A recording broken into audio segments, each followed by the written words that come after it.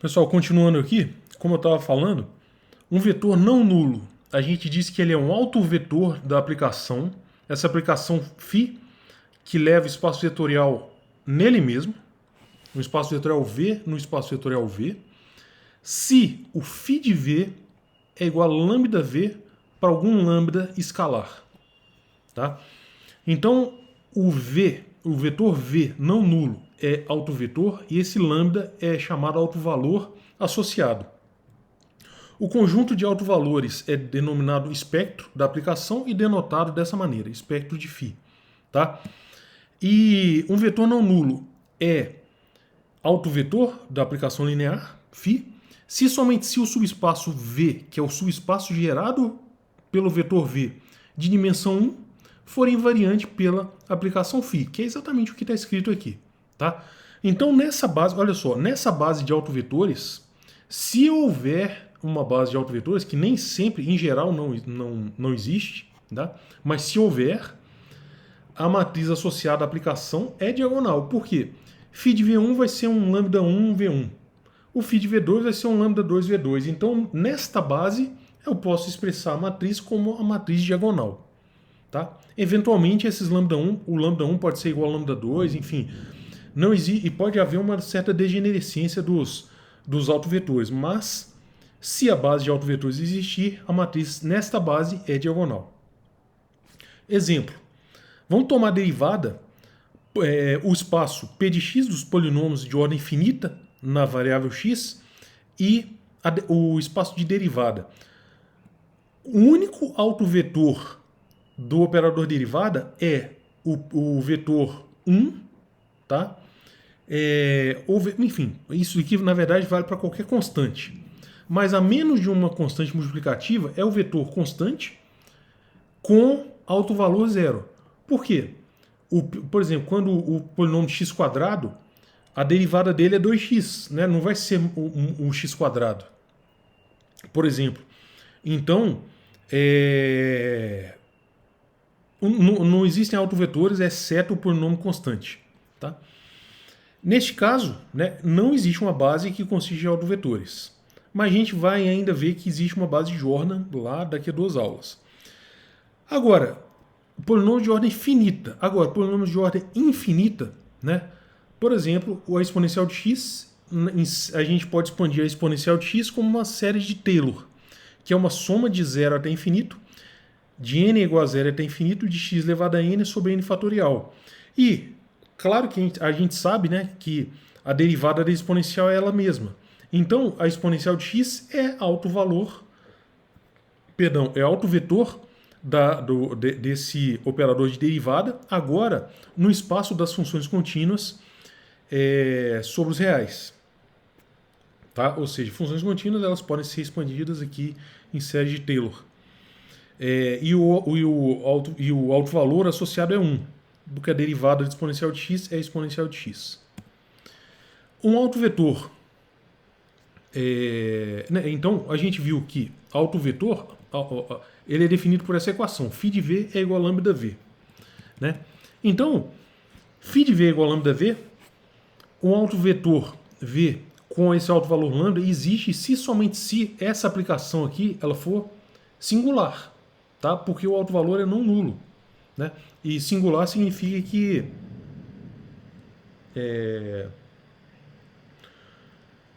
significa que a matriz associada tem determinante diferente, determinante igual a zero, né?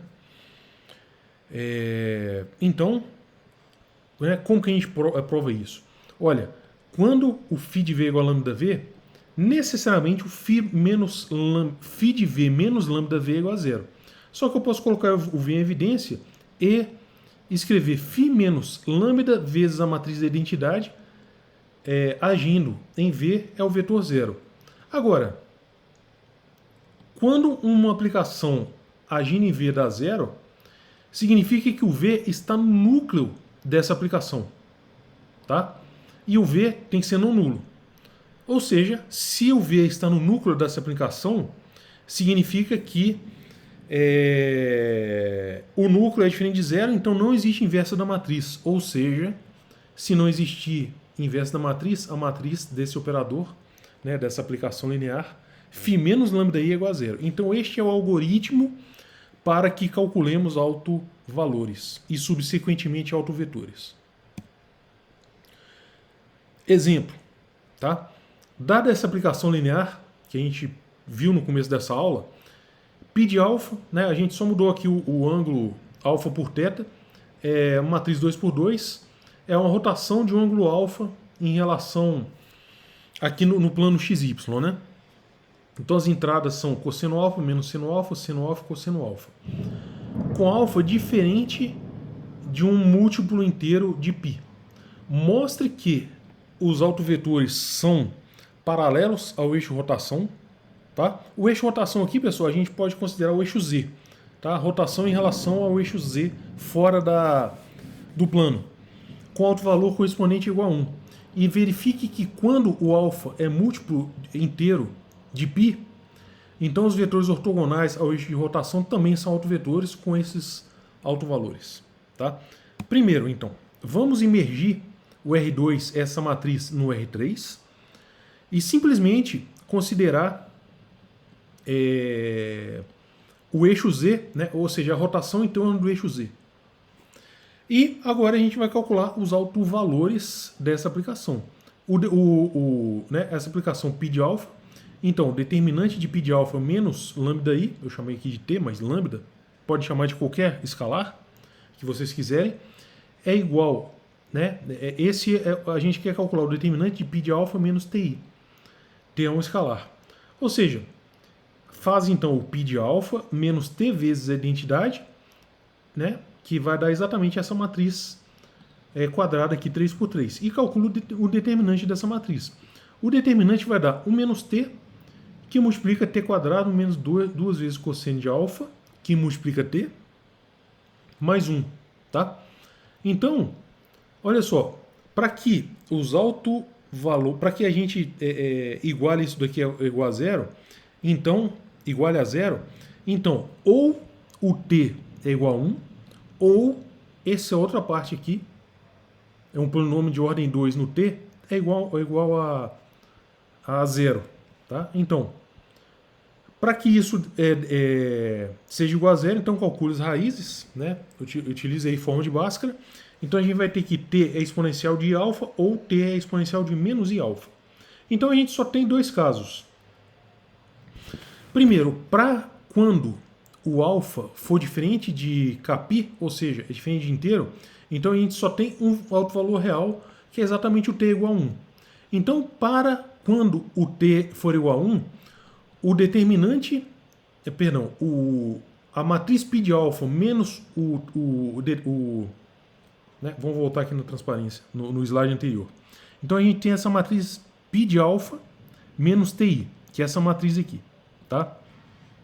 Quando a gente substitui o T igual a 1 aqui, que é o nosso primeiro autovalor, vai dar a matriz cosseno de alfa menos 1, cosseno de alfa menos 1 e 0 aqui na diagonal. E no resto da matriz, fora da diagonal, é a mesma coisa. Então dá exatamente essa matriz daqui. E a gente quer calcular, então, os autovetores. Né? Os autovetores são vetores que aportam solução para esse sistema homogêneo. Tá? Então, olha só, pessoal, como esse bloco diagonal aqui, este bloco diagonal da matriz, cosseno de alfa menos 1, menos seno de alfa, cosseno de alfa menos 1. Como o determinante disso daqui é diferente de zero, então esse sistema ele só tem uma solução, que é o autovetor. O x1, tanto o x1 e o x2 são zero, tá? E o x3 é arbitrário. Né? Foi isso que a gente provou com essa expressão aqui. Então, como o x3 é arbitrário e o x1 e o x2 são nulos, porque o sistema é homogêneo, então o único autovetor associado é o vetor de componentes 0, 0 e x3. Tá? A gente coloca 0, 0, 1, tá? Porque o x3 é o único autovetor que é não nulo. É a única componente do vetor que é não nula. Então, esse é o caso onde o alfa é diferente de Kπ. Agora, quando o alfa for igual a kπ, a gente tem que como a gente tem autovetores aqui exponencial de I alfa, quando o alfa for o kπ, então isso daqui é mais ou menos 1, né? E a gente pode escrever isso como menos 1 elevado a k. Quando o k for ímpar, né? Quando o k for par, perdão, a gente tem o alto valor, só o alto valor 1, né? E a gente recai no caso A que a gente acabou de calcular. Então a gente assume aqui que o t seja menos 1 elevado a k, com k ímpar, e a gente calcula então os autovetores. Então a gente vai ficar com essa matriz aqui, né? Alfa é igual a kπ, e o t é igual a menos 1, né? O alto valor menos 1. Então quando a gente joga nessa matriz aqui, o alfa é igual a kπ e o alto valor menos 1, né? O alto valor menos 1 nessa matriz aqui, nessa matriz, né? E nessa terceira componente aqui da matriz. Então a gente vai ter exatamente essa matriz aqui, que multiplica um autovetor que é igual a zero. Então, olha só, a gente prova com essa igualdade que o 2x3 é igual a zero, então o x3 é igual a zero. Então, e as outras componentes, x1 e x2, são arbitrárias. Então o v ele pode ser expresso aqui como x1 na primeira componente, x2 na segunda componente e zero, porque a gente provou que o x3 é igual a zero. Tá? Ao invés de chamar de x1 e x2, eu chamei aqui de A e B, quaisquer, para todo A e B real. Ou seja, a gente pode escrever esse V, um autovetor arbitrário, como A vezes esse primeiro autovetor, mais B vezes esse segundo autovetor. Então a gente tem dois autovetores associados a esse novo autovalor, e esses autovetores são ortogonais ao eixo Z, que é o que a gente queria provar. Tá? E esse caso aqui a gente já acabou de provar, né? Quando o K for par. Então é esse o exemplo. Tá feito aí o exemplo. E seja, né? Então agora um espaço vetorial V de dimensão finita e considera essa aplicação linear φ associada, e a matriz A associada a essa aplicação linear em alguma base de V. Tá? A gente chama de polinômio característico exatamente esse determinante de A menos TI. Tá? O determinante de A menos TI vai ser um polinômio, e a esse polinômio a gente chama de polinômio característico. Calcule, exemplo, é um exemplo que está no meu livro. Calcule os possíveis autovalores da aplicação φ do espaço V nele mesmo, tal que ela seja uma projeção. Tá? Ou seja, φ quadrado é igual a φ. Ora, pega V então um autovetor da aplicação φ com autovalor t. Se φ de V é igual a φ ao quadrado de V, então φ de V é igual a t de V, porque é um autovetor. V é um autovetor e com t o autovalor associado. Então φ de V é igual a tv. Φ ao quadrado de V é t quadrado de V, é vezes V. Né? Então, como φ é não nulo, t menos t quadrado de V é igual a zero. Né? Zero aqui vetor. Então, como V é não nulo, t menos t quadrado é igual a zero, então t ou t é igual a zero ou t é igual a 1, e o espectro da aplicação, né, o conjunto dos autovalores, é 0 e 1. Né? 0 e 1 são autovalores dessa aplicação. Um outro exemplo. Se a gente considerar A uma matriz invertível, ou seja, existe inverso na matriz A, e B é uma matriz arbitrária, então vamos calcular o polinômio característico da matriz AB. A composta com B. Tá? O polinômio característico de AB é determinante de AB menos TI. Só que eu posso multiplicar aqui muito bem esse AB, eu posso multiplicar à direita por A e A menos 1, que é exatamente a identidade. Tá? Então aqui não muda nada. E a mesma coisa eu vou fazer aqui. Nesse termo, eu vou multiplicar a esquerda por A e a direita pela identidade. E depois, nessa segunda igualdade, eu vou colocar tudo em evidência, né? Porque a multiplicação de matriz é linear. E vai ficar o determinante de A vezes a matriz BA menos TI, vezes a matriz A menos 1. Agora, o determinante, a gente já sabe, né, que o determinante do produto de matrizes é o produto dos determinantes das matrizes. Então, isso daqui vai ficar determinante de A, determinante da matriz BA menos TI, vezes determinante da inversa. Tá? Bom, determinantes são escalares, elementos do corpo. Então, o corpo é associativo.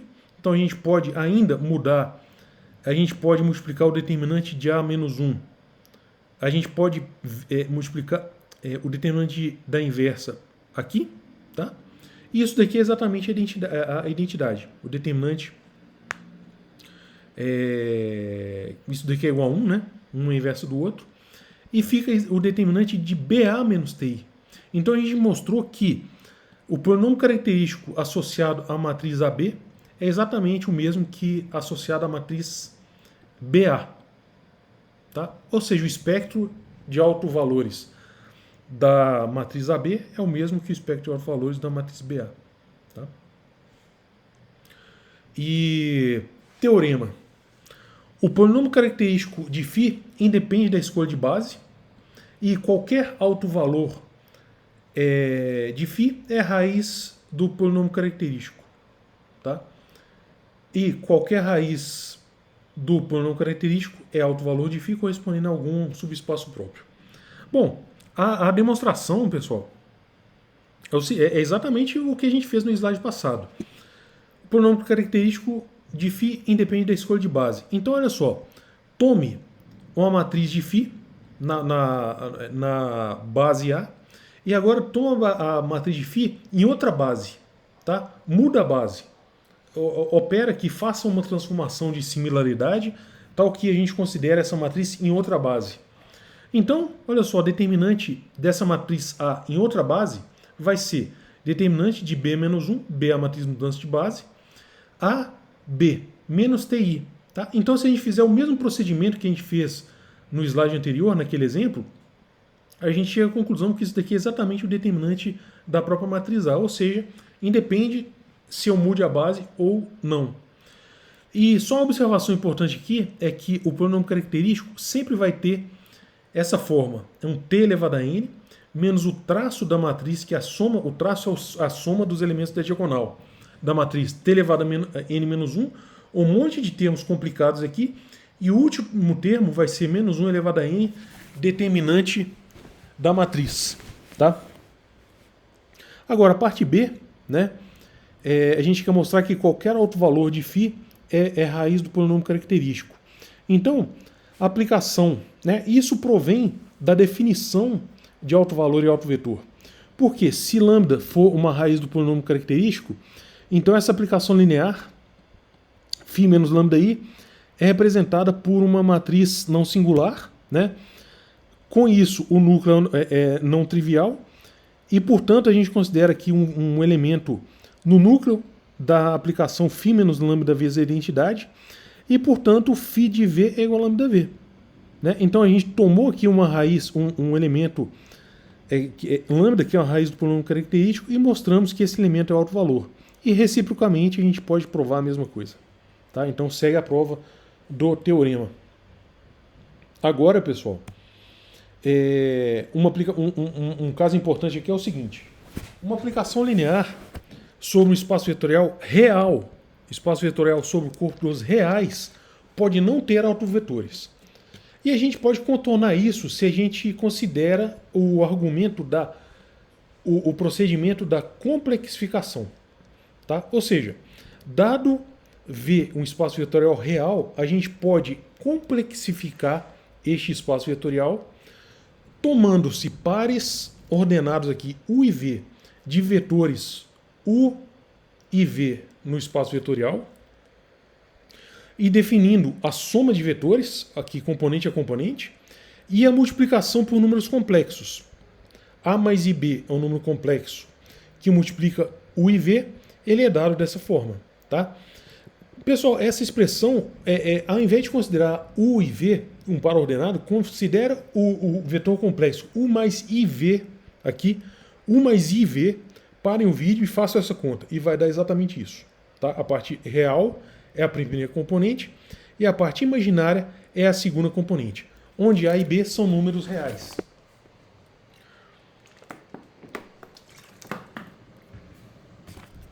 Por definição, né, então esses aqui são vetores reais, o e zero, né, a parte imaginária é zero, e a gente pode emergir então o espaço vetorial dessa maneira, o espaço vetorial no espaço vetorial complexo dessa maneira. Vetores então do espaço vetorial real são vetores do espaço complexo com parte imaginária zero. E existe essa equivalência então de um par ordenado UV como um vetor complexo, onde V aqui é a parte imaginária. Tá? Então qualquer aplicação linear, φ, ela pode ser estendida unicamente uma aplicação também complexa. Lema. Um vetor U mais IV com U e V vetores reais é autovetor da aplicação linear complexa com alto valor A mais IB, se somente se o subespaço vetorial U do espaço vetorial V, que é o subespaço gerado por U e V, for um subespaço invariante bidimensional da aplicação linear real e φ de U for igual a AU menos BV e φ de V é igual a BU mais AV. Tá? A demonstração é muito simples. Nessa base aqui do espaço vetorial complexo, a base U e V, essa aplicação φ restrita a U tem essa matriz aqui. Tá?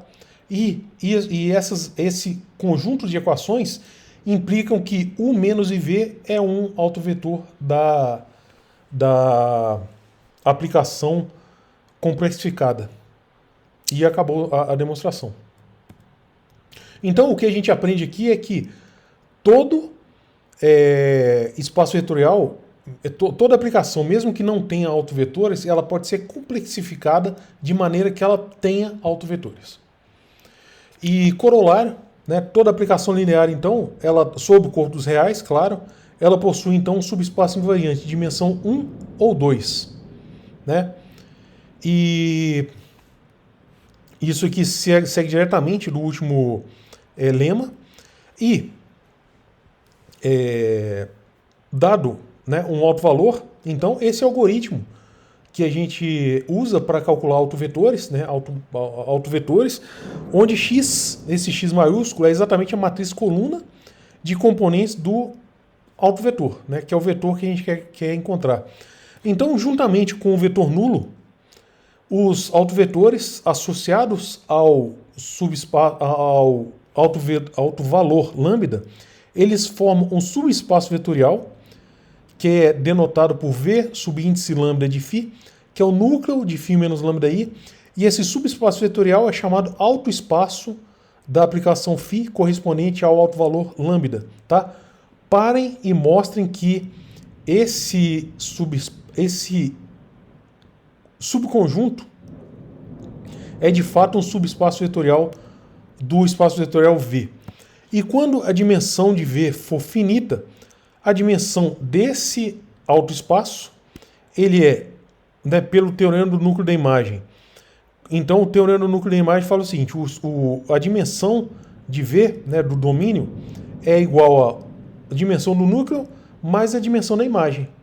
Então, a dimensão do núcleo é exatamente a definição do subespaço, né, é a dimensão do autoespaço, que é N, que é a dimensão do V, menos a dimensão da imagem. Tá? Esse teorema, pessoal, é extremamente importante, que ele mostra o seguinte, ele afirma o seguinte, autoespaços correspondentes a autovalores distintos de uma aplicação linear, eles são linearmente independentes. E isso, então, vai ser muito importante para a estrutura dos subespaços invariantes. Repetindo, autoespaços correspondentes a autovalores distintos são linearmente independentes. A gente vai provar isso por indução, e para k igual a 1, em k. Né? Então a gente tem autovalores aqui, lambda 1, lambda k, associados respectivamente a autoespaços. Né? Quando k igual a 1, o conjunto formado por o conjunto gerado por um único vetor é linearmente independente. Tá? Então não tem nada para se provar. Então a gente assume prontamente que o K seja maior que 1 e aí a gente toma essa combinação linear, tá? De vetores da base, onde cada um desses EI ele está em cada um dos autoespaços associados a cada um dos autovalores, tá? E aí esses são elementos do corpo, que são coeficientes da combinação linear. Então a gente toma aqui uma combinação linear de vetores em cada um desses autoespaços, tá? E quando a gente aplica a transformação linear φ nesta equação aqui, então olha só, φ aplicado nessa expressão vai dar A1 φ de E1. Só que φ de E1 é lambda 1 E1, porque E1 é alto valor da aplicação φ. Quando a gente aplica nesse termo aqui, vai dar o φ de AK-1 EK-1. O AK-1 sai da aplicação por linearidade, então vai ficar aqui φ de EK-1. Só que como o EK-1 ele está no autoespaço associado ao lambda K-1, então e o lambda K-1 é alto valor, então vai ficar o φ de EK-1 vai dar lambda de K-1 EK-1. E a mesma coisa para o último termo aqui, tá? Então se a gente pegar agora esta equação aqui, e subtrair dela a equação de baixo, vai dar exatamente esta equação aqui. Só que como esses autovalores lambda 1 e lambda k são distintos, então significa que todos esses coeficientes que multiplicam os elementos EI, E1, E2 até EK-1 dos autoespaços, os coeficientes são diferentes de zero. Então a combinação linear aqui com coeficientes diferentes de zero, como essa combinação linear aqui é zero, né? Então por hipótese de indução, os coeficientes da combinação linear A1 até AK-1 são nulos, tá? Se eles são nulos dessa combinação linear aqui, então, como essa combinação linear toda aqui é nula, implica que o AK é zero. Então esse é o nosso passo de indução e a gente provou esse teorema, tá? Que é importantíssimo. Corolário do teorema. Se o polinômio característico tiver n raízes distintas, então existe uma base de autovetores de φ. Tá?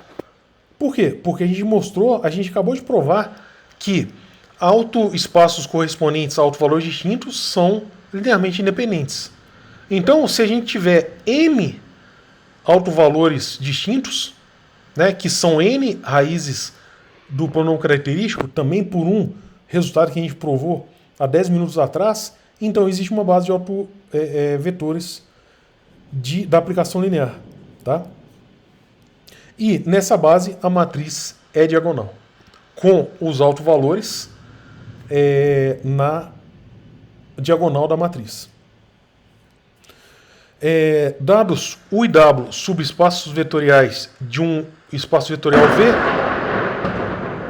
Pessoal, a chuva tá brava aqui, mas não interessa, não depende da internet. Dados U e W subespaços vetoriais de um espaço vetorial V, a aplicação de projeção ela é definida da seguinte maneira: ela pega um vetor U mais W de V, né, onde U está no subespaço U e W no subespaço W, e projeta, né, e elege somente o vetor U. Né? Então essa é a projeção de V ao longo de U. Os autoespaços são zero, né, porque quando a gente pega aqui só vetores W, dá zero. Então o autovalor aqui é zero. Quando a gente pega aqui no domínio somente vetores U, vai dar U. Né? Então, para esses, o autovalor vai ser 1. Então, quando a dimensão for finita, nessa base de V obtidas das bases U e W, a matriz é diagonal, onde aqui vão ter autovalores 1 e aqui vão ter autovalores 0. Tá? Vão ter tantos autovalores 1 quanto for a dimensão de U, e tantos autovalores 0 quanto for a dimensão de W. E isso aí para projeção. Mas também para reflexão a gente pode fazer a mesma coisa. Tá? Supõe aqui que a gente tenha agora a cisão de um espaço vetorial numa soma direta de U mais W. A reflexão, olha só, ela é a identidade em vetores de U e ela é menos a identidade em vetores de W. E ela é definida então completamente dessa maneira. Tá? Então essa é a reflexão de W com respeito ao subespaço U. E, por construção, os autovalores associados a vetores de U é 1 e os autovalores associados a vetores no subespaço W são menos 1. E nessa base de V obtida da base de U e W, a matriz é R diagonal, com uns na diagonal, tantos uns quanto for a dimensão de U, e menos 1 quanto for a dimensão de W. Tá? Mostre que o polinômio característico associado à matriz adjunta é exatamente o polinômio característico associado à transformação linear. Demonstração. O polinômio característico da adjunta de uma transformação linear, por definição, é o determinante da φ adjunta menos TI. Só que eu posso tirar a adjunta aqui, né? Eu posso tomar a adjunta também da identidade e colocar a evidência adjunta. E o determinante da adjunta é a transposta. O determinante da matriz adjunta é o determinante da transposta. E a gente já sabe que determinante da matriz transposta é igual ao determinante da matriz, que é o próprio polinômio característico da aplicação linear φ. Tá? Então está mostrado. Lema. Né? A gente quer construir esse lema para que a gente possa obter condições necessárias e o suficientes à existência de uma base de autovetores de uma transformação linear. Tá? Então, o lema diz o seguinte: o polinômio característico da restrição φ de U, né, φ restrito ao subespaço U, onde U é um subespaço variante, divide o polinômio característico da aplicação φ. Então vamos considerar a matriz associada à transformação linear φ e A restrita a U, essa matriz restrita ao subespaço U. Tá? Então a gente viu, né, um dos primeiros resultados dessa aula, a gente viu que a gente pode expressar a matriz dessa forma, assim mais simples, onde 0 é um bloco debaixo do bloco diagonal, dessa maneira. Tá? Então olha só, quando a gente for calcular o determinante de A menos lambda-i, né, para calcular os autovalores, a gente então é exatamente o polinômio característico. Então o determinante de A menos lambda-i vai ser o polinômio característico de A restrito a U, né, que é exatamente essa parte, vezes o determinante de C menos TI. Ou seja, a gente obtém computacionalmente o que a gente queria provar, que o polinômio característico da restrição, aqui, ela divide o polinômio característico da matriz. Acabou. É isso que a gente queria provar. Simples assim. E, portanto, né, a gente acabou de provar isso. E, então, como corolário, a gente afirma que a dimensão de um autoespaço V lambda de φ, pessoal, essa dimensão de um autoespaço é denominada também de multiplicidade geométrica associado ao polinômio lambda. Tá? Então a dimensão de um autoespaço V lambda de φ, chamado multiplicidade geométrica de lambda, nunca excede a multiplicidade de lambda no polinômio característico. E essa multiplicidade de lambda é chamada de multiplicidade algébrica de lambda. E isso é exatamente o que a gente acabou de provar. porque o polinômio característico divide a parte da restrição aqui do polinômio característico de uma matriz restrita ao subespaço invariante, ela divide o polinômio característico. Então esse corolário vem desse fato. Tá? E a multiplicidade algébrica de lambda é o grau máximo t menos lambda elevado a m que divide o polinômio característico. E demonstração. Seja K a dimensão do autoespaço associado ao alto valor lambda. O polinômio característico do φ restrito ao subespaço invariante U é dado por t menos lambda elevado a k, né, por definição do autoespaço. E aplicando o lema a esse subespaço vetorial, eu tenho então que o P de φ, o polinômio característico da aplicação, é igual a t menos lambda elevado a k vezes o determinante de C menos TI. Se, por absurdo, a gente supor que a multiplicidade geométrica fosse maior que a multiplicidade algébrica de lambda, a gente teria que a dimensão do autoespaço é maior que K. E, portanto, o polinômio característico da aplicação restrita ao subespaço invariante U seria dado por t menos lambda elevado a algum j para j maior que K, o que é um absurdo. Tá?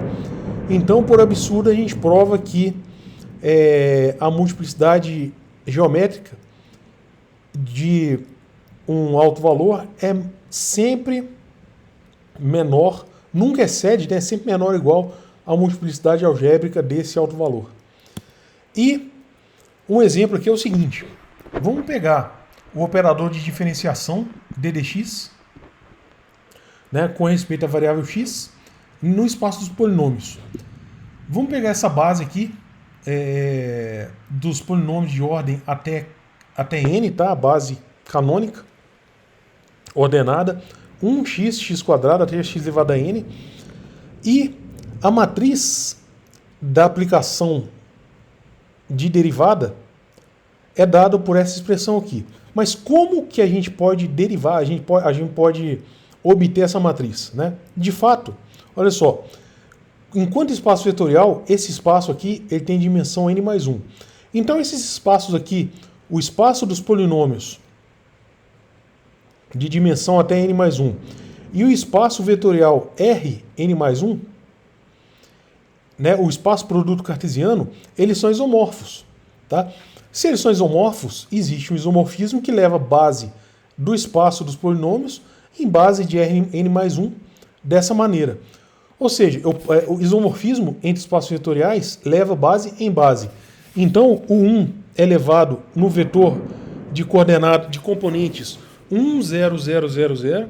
O x é levado no vetor de componentes 0, 1, 0, 0. E o x² é levado no vetor de componentes 0, 0, 1, 0, 0, 0 e assim por diante. Até o xn, que é o último vetor, que tem todas as componentes 0 e 1 na última componente. Tá?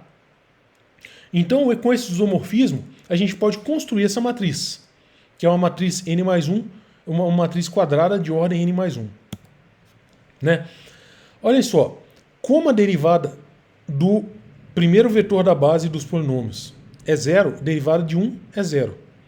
Então significa que a matriz ela leva o primeiro vetor aqui, o primeiro vetor do Rn mais 1 no vetor 0. Tá? Isso aí vem do nosso isomorfismo. Então, a primeira coluna da matriz deve ser 0. Agora, a gente sabe que a derivada de x em relação a x é igual a 1. Então, voltando aqui no nosso isomorfismo, a gente sabe que a derivada do x é igual a 1. Então, a nossa matriz leva esse vetor nesse vetor daqui, que é exatamente essa expressão. Tá? Como? Então, essa é exatamente o valor da segunda matriz, da segunda coluna da matriz. Da mesma forma, a derivada de x² é igual a 2x. Então, a matriz agindo no vetor canônico do Rn mais 1, que é isomorfo, ao vetor x², ele é elevado no vetor 2x, que é representado por esse vetor aqui cartesiano. Tá? Então a segunda coluna na matriz vai ser 0, 2, 0, 0. Então olha só, a primeira coluna aqui é 0, a segunda coluna é 1, 0, 0, 0, está aqui. A terceira coluna é 0, 2, 0, 0, que está aqui. Tá? E vocês podem fazer esse cálculo para cada uma das colunas iterativamente. E, portanto, vocês concluem que a matriz derivada na base canônica do espaço dos polinômios é dado por essa expressão, por essa matriz aqui. Tá? É representada por essa matriz. E o polinômio... Agora, olha só, pessoal. Vamos calcular agora, então, o polinômio característico dessa matriz derivada. O polinômio característico vai ser determinante da matriz menos lambda-i, né? Menos ti. Onde t ou lambda, enfim, usem a letra que vocês quiserem, é um alto valor arbitrário. Então, quando a gente calcula o determinante de...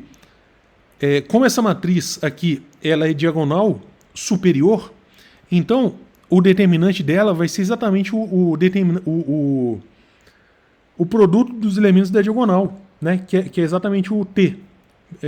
Menos t. Então isso daqui vai ser t, essencialmente t elevado a n mais 1, né? E a raiz dele é 0, né? O único alto valor então é 0. Com multiplicidade algébrica, que aparece aqui n mais uma vezes, tá? Só que a gente provou que só existe um alto valor, que é esse daqui com um alto vetor com alto valor nulo, né? A gente provou isso. Então, a dimensão do alto espaço correspondente é 1, né? E nesse caso, a dimensão, a multiplicidade geométrica é estritamente menor que a multiplicidade algébrica. Ou seja, a gente mostrou que a multiplicidade geométrica de lambda é igual a 0, né, do alto valor lambda igual a 0, é igual a 1. Enquanto que a multiplicidade algébrica de lambda igual a 0 é n mais 1. Então, nesse caso, ela é estritamente menor. Tá? E se todas as multiplicidades algébricas forem igual a 1, o espectro é simples. Tá? Uma aplicação, em geral, não possui autovalores e, portanto, não é diagonalizável se o seu polinômio característico não possuir raiz no corpo K. Claro. Tá? Por exemplo, considere a matriz de entrada 2×2, de entradas A, B, C, D, com coeficientes reais. Quando a gente vai calcular o polinômio característico, determinante de A menos TI, né, que é dado por essa expressão aqui, é só abrir a matriz e calcular o determinante de A menos TI, se o discriminante dessa equação quadrática em T for menor que 0, se o delta for menor que 0, né, o discriminante for menor que 0, não vai ter raiz real.